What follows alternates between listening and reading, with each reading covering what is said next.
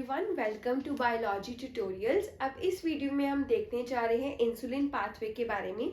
So if you are following the cell signaling a part of CSIR, DBT and GATE excel के लिए, then you must know that उसमें one of the part हमारे पास होता है RTK signaling, that is receptor tyrosine kinase. तो उसी के अंदर हमारे पास एक सिग्नलिंग आती है जिसमें हम इंसुलिन पाथवे को पढ़ते हैं।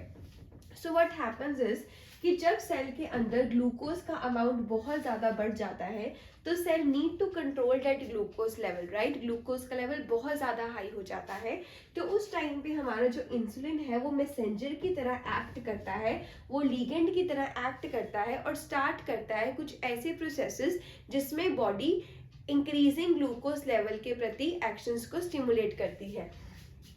तो जब इंसुलिन हमारा सीक्रेट होता है उसके बाद हमें क्या क्या देखने को मिलता है, ग्लूकोनियोजेनेसिस वहाँ पे बिल्कुल स्टॉप हो जाती है। अब हमें पता है ग्लूकोनियोजेनेसिस क्या है, formation of the glucose from the non carbohydrate precursors, ठीक है।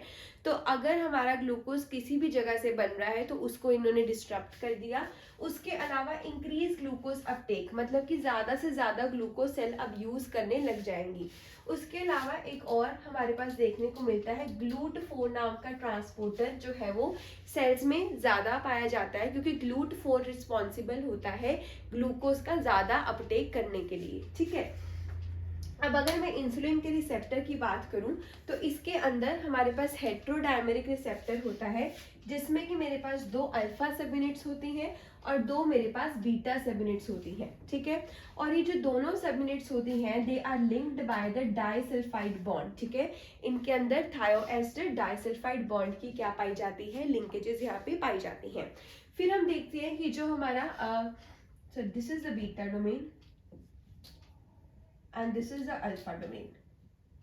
उसके बाद हम क्या देखते हैं कि जो अल्फा डोमेन है वो तो यूजुअली ऊपर ही प्रेजेंट होती है, लेकिन जो बीटा डोमेन है उसका ट्रांस मेम्ब्रेन पार्ट भी देखने को मिलता है, उसका इंट्रासेलुलर पार्ट भी देखने को मिलता है और उसका एक्स्ट्रा सेलुलर पार्ट भी देखने को मिलता है। ये उसका एक्स्ट्रा सेलुलर हो गया, ये ट्रांस मेम्ब्रेन हो गया, ये इसका इंट्रासेलुलर पार्ट हो गया, ठीक है। और इसमें बीटा सब यूनिट ही है जिसके पास हमारे पास काइनेज की एक्टिविटी वगैरह, फॉस्फोराइलेज की एक्टिविटी यहाँ पे प्रेजेंट होती है। अब होता क्या है कि सबसे पहले हमारे पास यहाँ पे आके बाइंड करता है लीगेंड, ठीक है। तो यहाँ पे लीगेंड आके बाइंड यहाँ पे कर दिया। अब जैसे ही लीगेंड यहाँ पे बाइंड करता है तो यहाँ पे कुछ कन्फर्मेशनल चेंजेस आते हैं जिसकी वजह से जो बीटा सब यूनिट के है क्या है कि बीटा सब यूनिट के ऊपर जितने भी टायरोसिन रेसिड्यूज है उनके ऊपर क्या देखने को मिलता है, फॉस्फोराइलेशन देखने को मिलता है। अब जैसे ही इनके ऊपर फॉस्फोराइलेशन देखने को मिलता है फिर हमारे पास आ जाता है IRS1। अब IRS1 क्या करता है, IRS1 हमारा एक्ट करता है डॉकिंग के लिए। डॉकिंग का देखो यहाँ पे क्या मतलब है, देखो तो क्या हुआ कि सपोज ये मेरा है IRS, ठीक है। अब IRS क्या करता है, ये और साइट्स ऐसी प्रोवाइड करता है जिसकी वजह से हमारे पास और ज्यादा प्रोटीन्स इसके ऊपर आके बाइंड कर सके।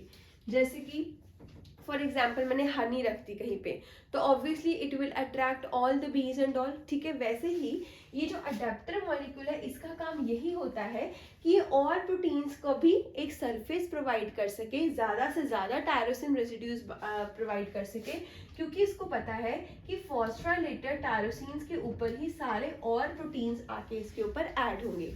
तो यही यहाँ पे हो रहा है कि ये IRS1 एक हमारे पास क्या है, अडेप्टर प्रोटीन है जो कि अपने PTB डोमेन के साथ हमारे बीटा सब यूनिट के साथ अटैच हुआ है। और ये क्या प्रोवाइड कर रहा है, एक इंटरैक्शन का सरफेस प्रोवाइड कर रहा है ताकि और प्रोटीन्स इस रिसेप्टर के साथ आके इंटरैक्शन कर सके, जिसमें वन ऑफ द प्रोटीन देखो आपको दिख रहा है दैट इज PI3K, ठीक है। तो यहाँ पे अब क्या प्रेजेंट हो गया कि जो IRS था वो अपने, अब ये जो IRS है ये अपना PTB डोमेन इसका था, इसके साथ अटैच हुआ है, SS2 डोमेन के साथ अटैच हुआ है। और ये किसके लिए डॉकिंग साइट प्रोवाइड कर रहा है, PI3K के लिए। डॉकिंग साइट का मतलब किसके लिए, ये एक स्टेज बना रहा है कि तुम भी आके इसके ऊपर बाइंड करो, दैट इज PI3K। जैसे ही PI3K आएगा, PI3K क्या करेगा, ये PIP2 को कन्वर्ट कर देगा इनटू PIP3। और ये जो PIP3 है अब ये क्या करेगा, ठीक है। तो यहाँ पे आ गया हमारा पिप3।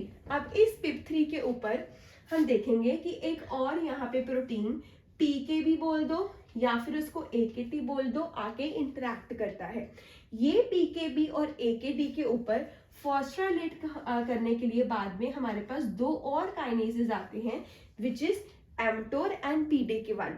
जैसे ही इसके ऊपर फॉस्फोराइलेशन हो जाती है, हमारा ये प्रोसेस जो है वो कंप्लीट हो जाता है, सिग्नल जाता है, और ये हमारे जो भी फिजियोलॉजिकल इफेक्ट्स करवाने होते हैं इंक्रीज्ड ग्लूकोज के रिस्पॉन्स में, वो सारे रिस्पॉन्सेस सेल फिल करता है। ठीक है, तो देखिए मेनली इसमें थोड़े से जो नेम्स हैं they are bit to learn, but simply it is easy. इसके बाद आपको नोट्स वगैरह भी इसके हैंड रिटन मिल जाएंगे if you want to understand it in a more simplified way. ठीक है, तो एक बार हम रिवाइज कर लेते हैं कि हमने क्या किया। So we talked about the insulin pathway. Insulin pathway में हमने क्या देखा कि जैसे ही सेल के अंदर ग्लूकोज का लेवल बढ़ जाता है तो उस टाइम पे इंसुलिन पाथवे एक्टिवेट हो जाता है।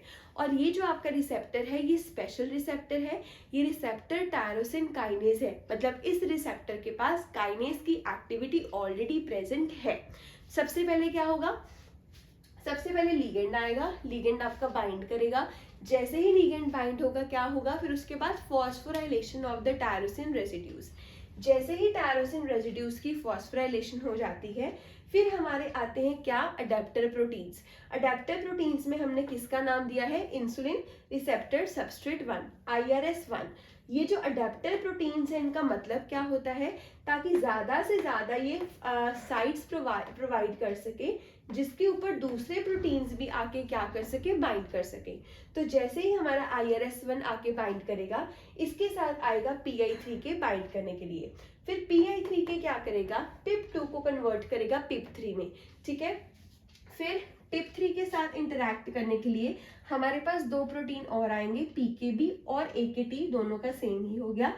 इसके ऊपर फॉस्फोराइलेट करते हैं दो और काइनेजेस, एमटोर और PDK1, और जो आपका जीन एक्सप्रेशन है वो कंटिन्यू हो जाता है। अगर इसी ही चीज को हमने रिवर्स करना हो, मतलब इसको कंट्रोल करना हो, तो ये जो आप PIP2 की PIP3 में कन्वर्जन करवा रहे हैं, तो इसके लिए हमारे पास एक फॉस्फेटेज है P10 करके, तो ये इसको ऑफ कर देगा सिस्टम को, क्योंकि इसके आगे फिर सिस्टम आगे जा ही नहीं पाएगा। So this was about the insulin pathway. Thank you.